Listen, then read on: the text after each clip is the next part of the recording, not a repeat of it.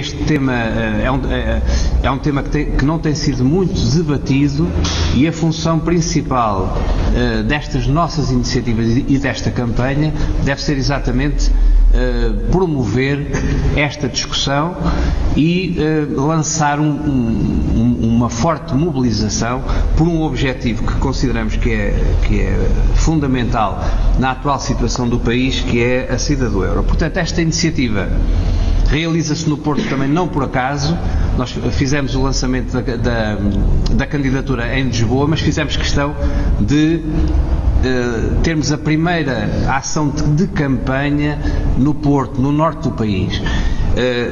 Isto deve-se exatamente à importância que reconhecemos de mobilizar, de debater também nesta região, que é uma das mais atingidas pelas consequências do euro, este tema, e fazer de cada presente e de cada pessoa que queira interessar-se e debater connosco estes temas, fazer de cada pessoa um propagandista, um mobilizador para atingirmos este objetivo. Portanto, esta nossa campanha, o nosso objetivo é que numa próxima iniciativa aqui no Porto possamos ter muito mais gente e que o efeito de bola de neve se possa realizar até à altura da votação. Ora bem, eu vou falar de alguns temas e apresentar alguns dados com o propósito, como disse, principal de que possamos debater este assunto, e começo por dizer que aquilo que todos nós assistimos, porque o lançamento do euro e a entrada do euro é uma questão recente e, portanto, somos todos contemporâneos disso. O euro foi apresentado como uma promessa de desenvolvimento, de aproximação aos níveis de bem-estar dos países mais avançados da Europa, exatamente como tinha sido apresentada à entrada na União Europeia.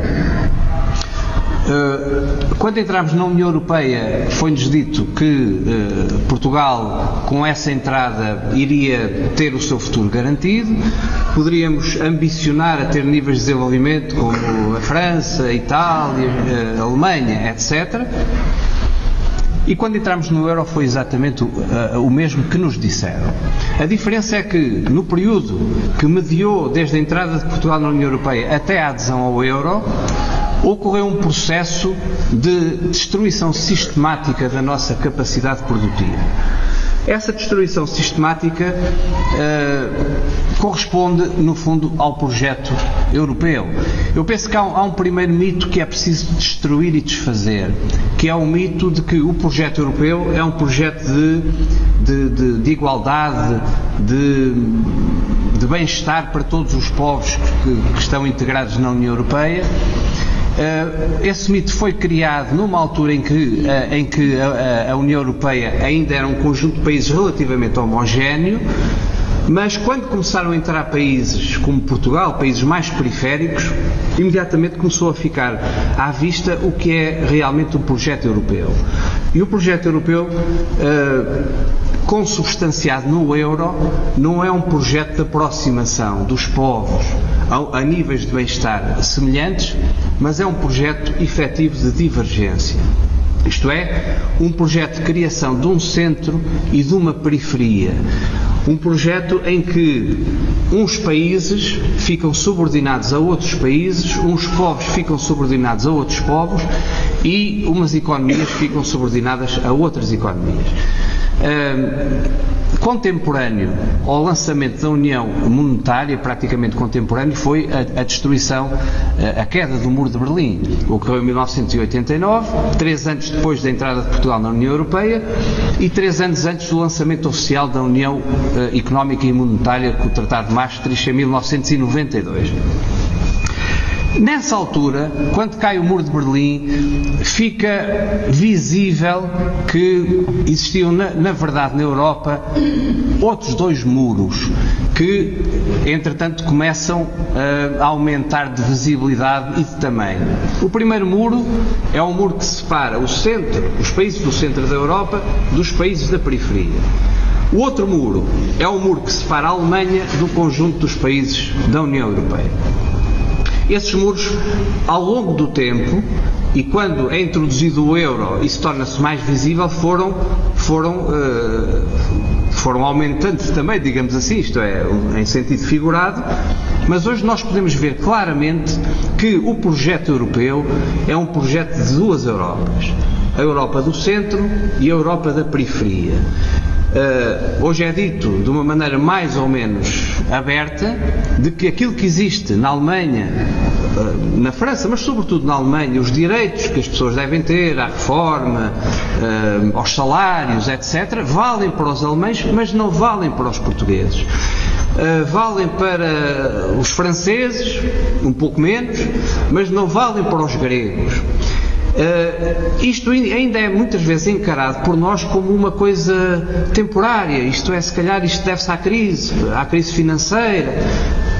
Mas o que eu apelo a todos os presentes é que reflitam sobre isto e tirem as suas conclusões sobre se isto não é verdadeiramente o cerne do projeto europeu. Isto é, o projeto europeu ser, no fundo, um projeto de dominação de uns países sobre outros e, sobretudo, um projeto que serve à Alemanha para realizar os projetos que teve e que levaram a 2 guerras mundiais na Europa, que não conseguiu fazer na altura e que tenta fazer agora. Este debate é muito importante, porque se nós chegarmos à conclusão que o projeto europeu realmente é isso, nós podemos lidar com estes assuntos de outra maneira e podemos interrogar-nos sobre se vale ou não vale a pena, neste caso em concreto, pertencer ao euro. Hoje está-se a ver que o projeto, o euro, é na realidade um marco travestido, isto é a moeda alemã imposta aos outros povos europeus. Qualquer país, e não é só Portugal, não é só os países periféricos, não é só a Grécia ou a Irlanda. Se atenderem, por exemplo, ao que se passa em França, os franceses também têm a noção clara de que o euro está sobrevalorizado em relação às condições da sua economia. E existe um movimento muito forte nesses países do centro, a França, a Itália, a Espanha, etc., que se começam a questionar sobre se é útil, se é bom ou não pertencer ao euro. E a razão é sempre a mesma. O euro é uma moeda que serve a um país, mas não serve a outro. E serve à Alemanha e não serve aos demais países. E o que vale para a França, para a Itália, para os países mais desenvolvidos da União Europeia, vale muito mais para países como Portugal. Uma moeda, o euro é na realidade uma armadilha, porque uma moeda única só pode existir, ou uma moeda comum só pode existir em 2 condições. Ou em áreas ou regiões com uma certa homogeneidade de desenvolvimento, ou então em condições que permitam uma convergência, se existe alguma desigualdade entre diversos setores dessa área ou dessa região, ou diversas partes dessa área ou dessa região, que haja condições para que haja uma transferência de recursos das regiões mais ricas ou das partes mais ricas para as partes mais pobres, de forma a compensar o facto de essas regiões essas partes mais fracas não poderem já dispor de uma moeda que lhes permita melhorar a sua competitividade externa através de uma desvalorização, não terem um instrumento monetário como, por exemplo, a manipulação das taxas de juros que permitam um financiamento adequado da sua economia, e também não terem um banco central que lhes permita emitir moeda quando disso tiverem necessidade e junto do qual a economia se possa financiar. Portanto, se não houver estas condições, só uma transferência maciça de recursos das regiões ricas para as regiões pobres é que podem coexistir com uma moeda única. E o nosso drama é que nós não temos, portanto, estamos a um nível de desenvolvimento muito inferior aos países do centro da Europa, não dispomos desse instrumento de política monetária, orçamental, fiscal, etc., e, ao mesmo tempo, não existe qualquer transferência de recursos dos países mais ricos para os países mais pobres. Quando se fala que não há qualquer transferência de recursos, pode-se achar isto um exagero. Mas eu vou só apresentar alguns números sobre algo que está agora a ser discutido, que é o quadro o quadro comunitário de projetos e financiamento para o período de 2014-2020. E que é apresentado como uma oportunidade que o país tem para fazer investimentos. Portanto, nós não podemos fazer investimentos em lado nenhum, não há dinheiro para nada, o Governo diz isso, as câmaras municipais dizem isso, não há dinheiro, mas há o CREN, há os fundos comunitários. Ora, os fundos comunitários para o período de 7 anos, 2014 para 2020, esse tal financiamento comunitário, que é a tal transferência de recursos que seria necessária para nós nos podermos desenvolver, tem o valor de, em relação a Portugal, 21 mil milhões de euros para o período de 7 anos. 21 mil milhões de euros. Desde logo, este valor é menos 13% do CREN anterior, isto é, aquele que vigorou entre 2006 e 2013, este é 13% inferior. Portanto, quando precisávamos de mais financiamento, nós temos bastante menos financiamento. Em termos líquidos, estes 21 mil milhões de euros são, na realidade, metade, ou cerca de metade. Porquê? Porque Portugal transfere para a União Europeia cerca de 1,2% do seu produto interno bruto, que vem do IVA e vem de outras fontes, mas são as transferências que todos os países têm que fazer e que Portugal também faz. Este financiamento de 21 mil milhões de euros significa 2,tal%, ou seja, aquilo que vem líquido entre o financiamento comunitário e as transferências que Portugal faz para o orçamento comunitário é cerca de metade deste valor, 10, 11 mil milhões de euros.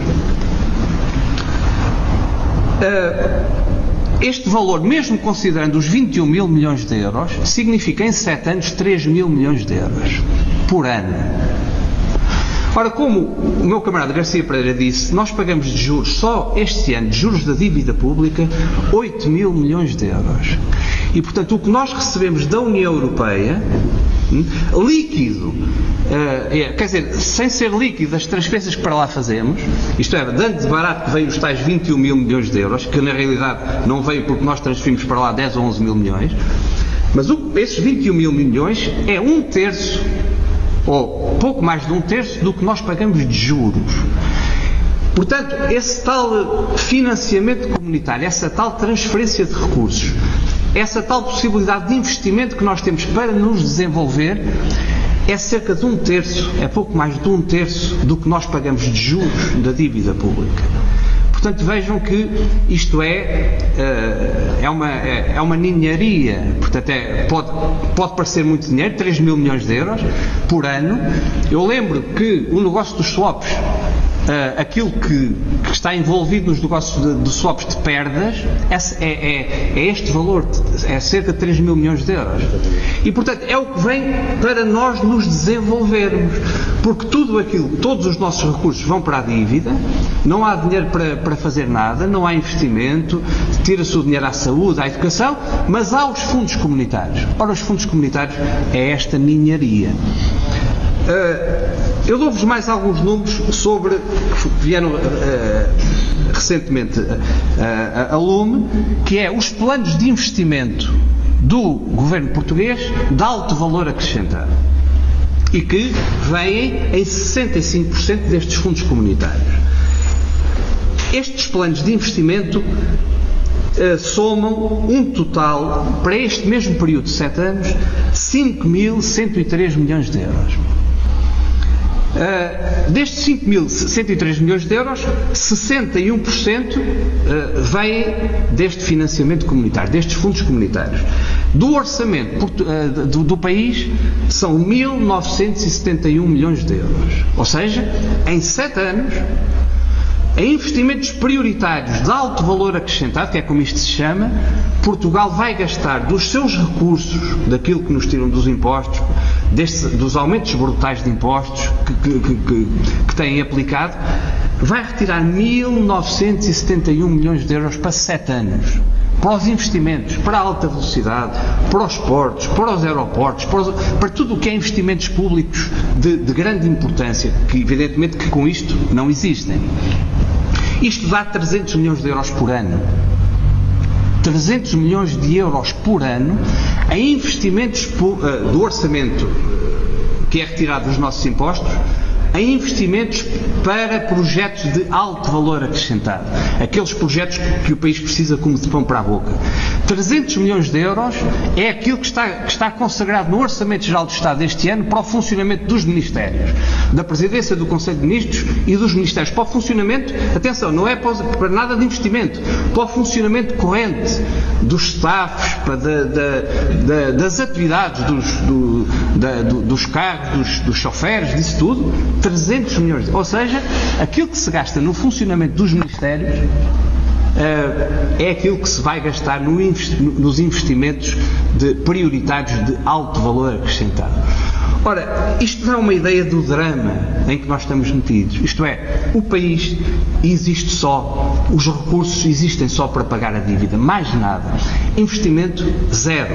Se forem ver esses projetos de alto valor acrescentado, não está lá nada daquilo que o país precisa realmente. Por exemplo, linhas de alta velocidade, zero. O que diz-se que tem que se apostar, e aqui entramos um pouco aqui já nas necessidades desta região, que o país deve apostar na ligação entre os portos de Leixões, Aveiro, à Europa.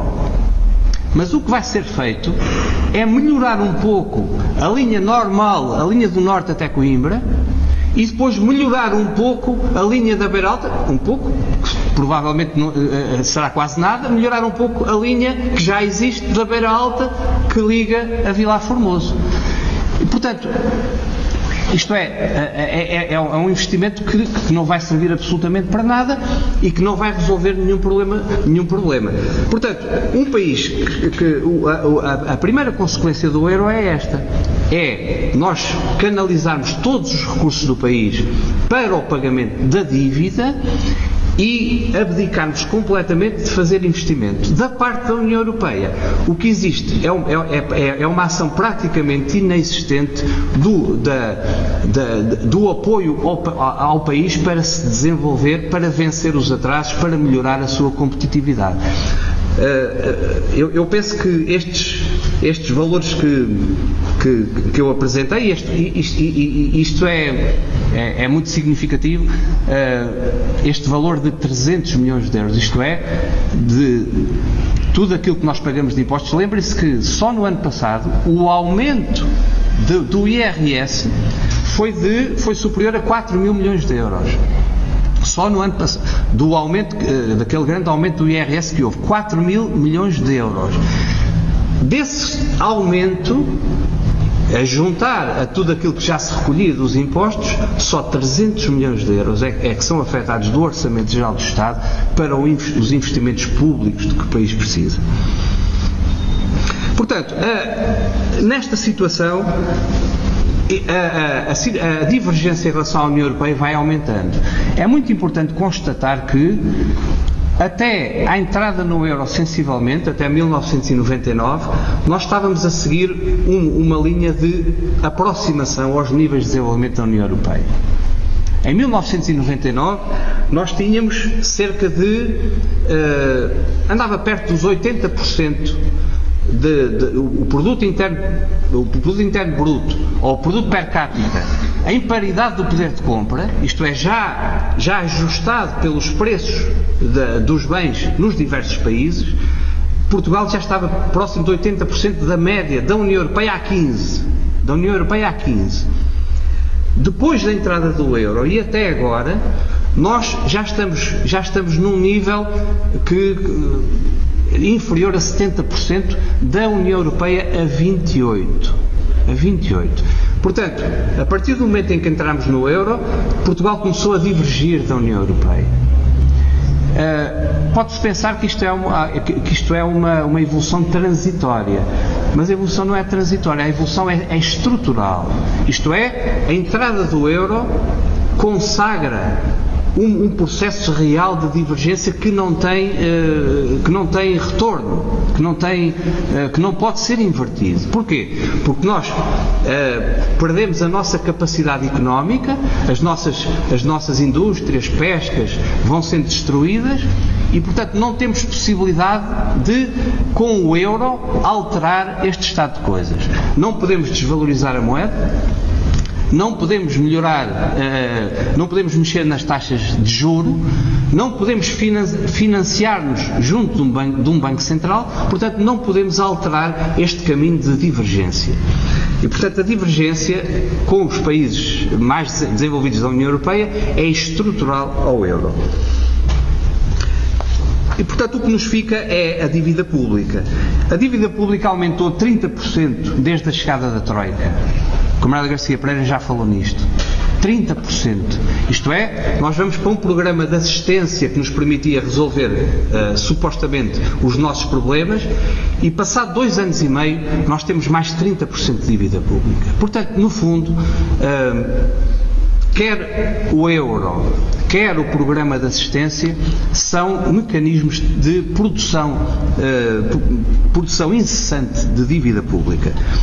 Os juros, como já disse, equivalem já ao orçamento total da saúde, do Serviço Nacional de Saúde durante um ano, isto é, aquilo que se gasta em todo o país com o funcionamento dos hospitais, dos centros de saúde, é equivalente àquilo que nós pagamos em juros.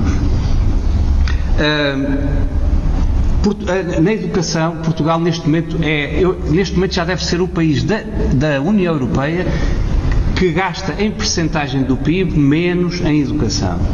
Portanto, aquele objetivo, lembram-se quando foi o governo do António Guterres que ele tinha o objetivo de pôr as despesas para a educação em 6% do PIB.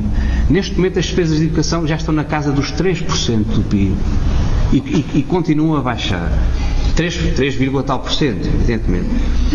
A Segurança Social está em falência, já o fundo de reserva da Segurança Social já está a ser utilizado para comprar dívida pública. A ciência, a recente polémica sobre a atribuição das bolsas deixou claro que existe um claro desinvestimento em ciência e, portanto, os poucos avanços que se tinham feito estão a regredir. O investimento, só no último ano, o investimento baixou 8%. 8%. Portanto, em Portugal, o investimento é praticamente inexistente. Portanto, as coisas funcionam com aquilo que existe, não há investimento público, o investimento privado é também muitíssimo baixo. Portanto, mesmo este esforço que muitas empresas fazem para exportar é com base em capacidade, na maior parte dos casos, em capacidade produtiva que já está instalada e que não pode garantir o mesmo nível de produção durante muito tempo. Portanto, nestas condições, como é que se faz o ajustamento de uma economia aos desequilíbrios externos? Portanto, nós temos uma dívida astronómica, temos uma balança comercial ainda muito deficitária. Como é que se faz o ajustamento? Não se pode fazer pela desvalorização, não se pode fazer pela emissão de moeda, só há uma maneira de o fazer, que é cortando nos salários, cortando nas pensões. Portanto, é o único meio de ajustamento que a nossa economia neste momento tem. E este é um dos grandes argumentos pela saída do euro. Isto é, nós não podemos estar a ajustar uma economia que está em contínua decadência, em contínua recessão, não podemos estar continuamente a ajustá-lo cortando nos salários, cortando nas pensões, cortando nos serviços de educação, cortando nos serviços de saúde, acabando com a segurança social, porque evidentemente que este caminho leva à ruína total, ao empobrecimento contínuo, à austeridade perpétua e, portanto, tem que haver outro meio de ajustamento que não este. Enquanto estivermos no euro, o único ajustamento que pode haver é este. E, portanto, este é um dos grandes argumentos pela saída do euro. Portanto, estamos a voltar claramente aos tempos de antes. Quando se dizia isto, parecia que era um exagero, mas hoje toda a gente se sente na pele, e particularmente as pessoas mais antigas, que aquilo que se começa a ver à nossa volta é o que existia nos tempos do Salazar, o que existia nos tempos da outra senhora. Portanto, é a perda contínua de direitos, é a precariedade completa no mercado de trabalho, é a necessidade de imigração em massa e, portanto, o que temos é isso, é não ter direito às reformas, não ter direito a serviços de saúde, quando alguém está doente, hoje há fortes probabilidades de não conseguir chegar a tempo ao hospital que o consiga assistir, são hospitais que recusam, como houve vários exemplos recentemente, e portanto esta é a perspectiva que nós temos enquanto continuamos no euro. Portugal está transformado realmente numa neocolónia. Os tratados que estão associados ao euro, particularmente o Tratado Orçamental, o Tratado da União de Maastricht e o Tratado Orçamental, são tratados absolutamente coloniais. Devem saber que Portugal, neste momento, antes de apresentar o orçamento à Assembleia da República, tem que apresentar primeiro o orçamento a Bruxelas ou a Berlim. E só depois de ser aprovado lá, isto pelo Tratado Orçamental, até atenção, isto não é pelo memorando de entendimento com a Troika. Porque diz que quando a Troika sair que nós recuperamos a nossa soberania, mas não recuperamos nada, porque pelo Tratado Orçamental nós ficamos completamente subjugados em termos orçamentais às instâncias europeias. Não podemos discutir sequer o orçamento na Assembleia da República enquanto Bruxelas não diga, sim senhor, pode avançar. E portanto a única saída para esta situação, na nossa perspectiva, é a saída do euro, que está intimamente ligado ao repúdio da dívida pública. Sair do euro, problemas é que levanta. Não são problemas muito complicados. Se Portugal sair do euro, é estabelecida, portanto é reposta uma moeda única, vamos supor, um novo escudo, e é depois estabelecida uma paridade em relação às outras moedas, em particular ao euro. Aquilo que está calculado é que essa paridade se vai traduzir numa desvalorização de cerca de 30% em relação ao euro, isto é, em vez de serem 200 escudos para um euro, serão 200 escudos mais 30%, portanto, uma desvalorização de 30%. O que se calcula é que essa desvalorização de 30% poderá implicar nos salários, quando muito, uma desvalorização até 10%, se não houver aumento de salários. Isto é, o aumento dos preços dos bens, particularmente dos bens importados, tudo isto se vai traduzir numa desvalorização do poder de compra dos salários em cerca de 10%.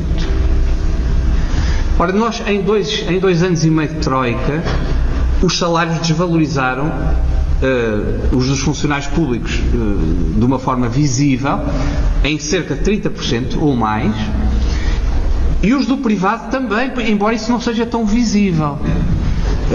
Isso é, no privado, deve-se ao congelamento dos salários, deve-se ao aumento dos horários de trabalho, e deve-se à diminuição efetiva dos salários, mesmo que sobre os trabalhadores no ativo isso não se imponha sempre, mas impõe-se certamente para os novos trabalhadores que entram.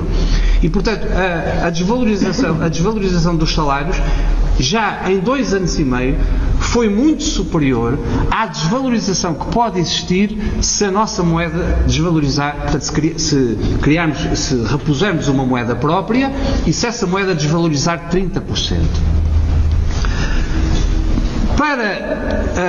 Em relação àquilo que é produzido cá dentro, não vai haver diferenças. Ou seja, eu ganho menos 30% se comparar com o valor da moeda em relação às outras moedas, mas também os preços daquilo que é produzido cá dentro vão sofrer idêntica desvalorização. Portanto, o meu poder de compra para aquilo que resulta da produção interna não se altera absolutamente nada. Mesmo em relação às dívidas aos bancos, por exemplo, pela habitação, é a mesma coisa. porque a dívida é reconvertida em escudos e essa reconversão contém já a desvalorização. E, portanto, no pagamento de uma dívida que eu tenho ao banco, não sinto diferença nenhuma com a reposição do escudo e com a desvalorização.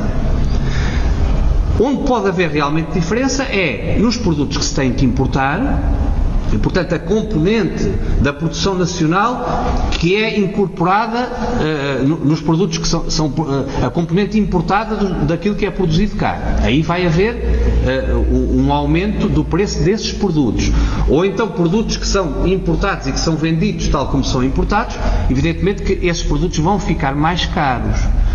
Mas se nós repusermos a nossa capacidade económica, desde logo podemos produzir cá dentro muita coisa que hoje não se produz e, portanto, já não precisamos de importar. E quanto aos produtos importados, mesmo que fiquem mais caros, isso é compensado com o pleno emprego, com o facto das pessoas terem emprego, terem um salário, desse salário poder ser inclusivamente aumentado com o desenvolvimento da atividade económica e, portanto, num período de tempo que mais ou menos curto, 6 meses, 1 ano, enfim, mais ou menos curto, a curto ou médio prazo, toda a capacidade de compra é reposta e com uma grande vantagem, é que vai haver emprego para as pessoas e vai haver a possibilidade de nós repormos uma série de direitos que nos foram expropriados. As condições, como eu já referi, de saúde, de educação, de segurança social, isso pode ser reposto e, portanto, a situação das pessoas, dos trabalhadores, vai melhorar a curto ou médio prazo. Inclusivamente os próprios salários, porque quando eu digo que os salários, o poder de compra dos salários diminui, também se pode pensar que a curto prazo se fará, ou em termos imediatos até, um aumento salarial geral. E aqui entro no problema da dívida. É que a saída do euro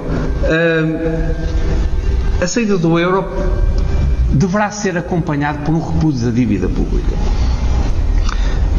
Normalmente, quem se opõe à saída do euro, o argumento é em larga medida o que se prende com a dívida. Então, como é que é? Temos uma dívida tão alta. A dívida está normalmente titulada em euros ou em dólares.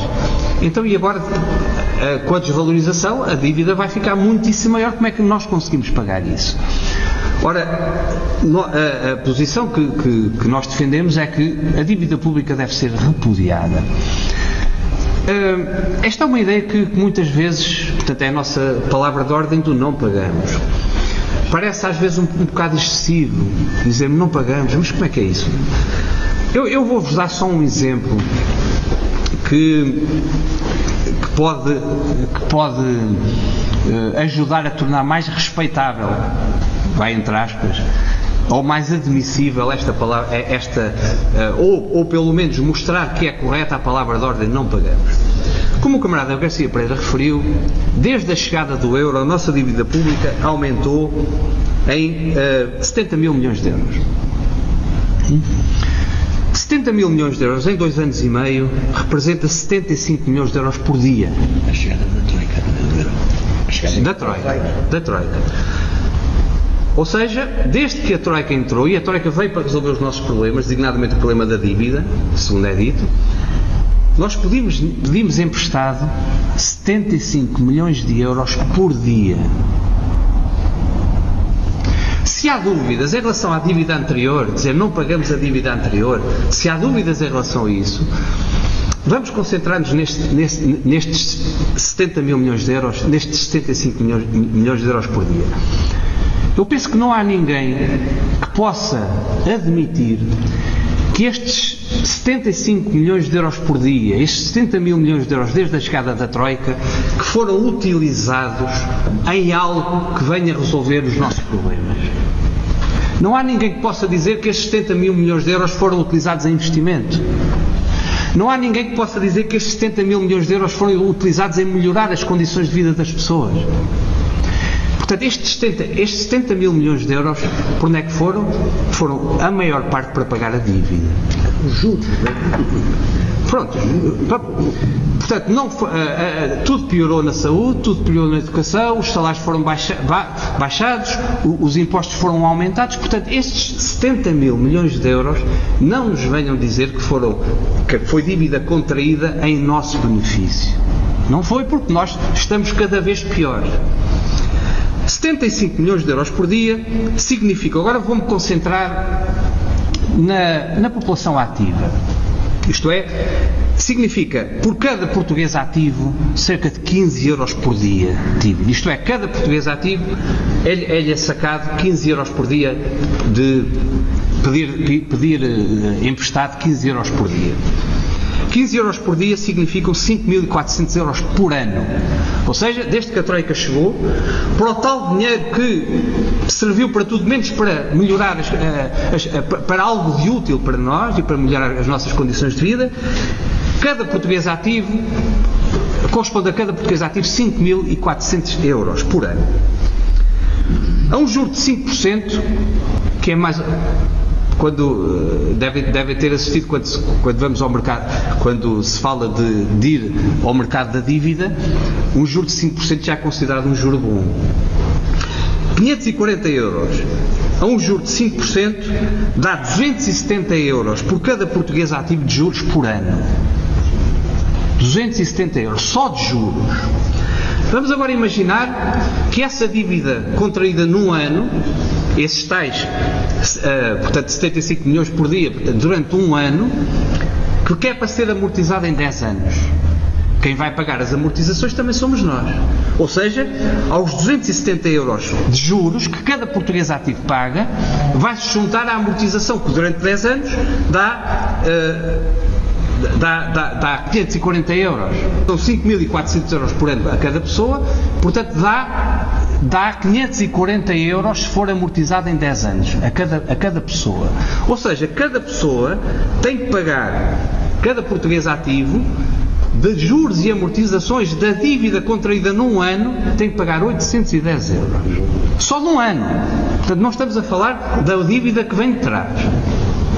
Agora, imaginem que cada um dos presentes que está nesta situação, isto é, tem que pagar 810 euros só pela dívida contraída este ano, recebe uma cartinha em casa do Governo a dizer: este ano tivemos que pedir emprestado, durante este ano, uma certa quantia. Portanto, os tais 75 milhões de euros por dia. E, portanto, assim, caro cidadão, cabe-lhe pagar 810 euros do serviço da dívida que nós tivemos que contrair este ano. Agora, o que eu pergunto a cada um dos presentes é como é que reagiria a uma carta destas.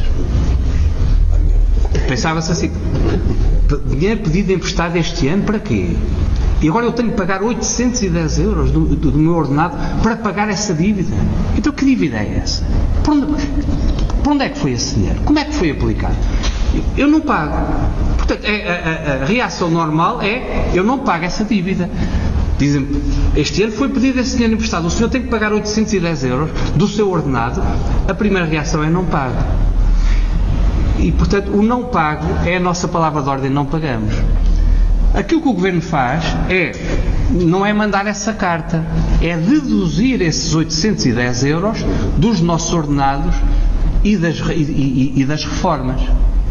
E, portanto, quando se fizerem as contas, veem que os cortes que vai havendo nos ordenados, o corte do 13º mês, corresponde mais ou menos a este valor, estes 810 euros, que só num ano nós temos que tirar do nosso rendimento para o serviço da dívida. A palavra de ordem: não pagamos, é isto. Quer dizer, nós não podemos pagar esta dívida, nós não temos que pagar esta dívida. Nós recusamos pagar uma dívida que não foi contraída em nosso nome e que não foi contraída em nosso benefício. Daí que o não pagamento da dívida seja uma consigna justa, correta e que tem que acompanhar a saída do euro. Aliás, se um governo tomasse a posição, por exemplo, de suspensão do pagamento da dívida, a saída do euro quase que se impunha também automaticamente. Portanto, uma coisa está ligada à outra. Portanto, a saída do euro e o não pagamento da dívida. Isto permite-nos tomar aquelas medidas de... A desvalorização da moeda permite-nos aumentar as nossas exportações, permite-nos reanimar a nossa economia e o dinheiro que atualmente vai para a dívida pode ser canalizado para o investimento, para a saúde, para a educação, para a melhoria da capacidade produtiva do país e para a melhoria do bem-estar das pessoas. Vou-vos dar agora só uns dados sobre a região norte. A região norte é a região mais pobre do país e, simultaneamente, é a região mais industrializada do país. Aqui, no norte, vive 35% da população portuguesa, mas cerca de 50% do valor acrescentado bruto da indústria vem daqui. No entanto, é a região mais pobre. Como é que se explica isto? Portanto, uma região que ainda assim tem alguma indústria e é a região mais pobre do país.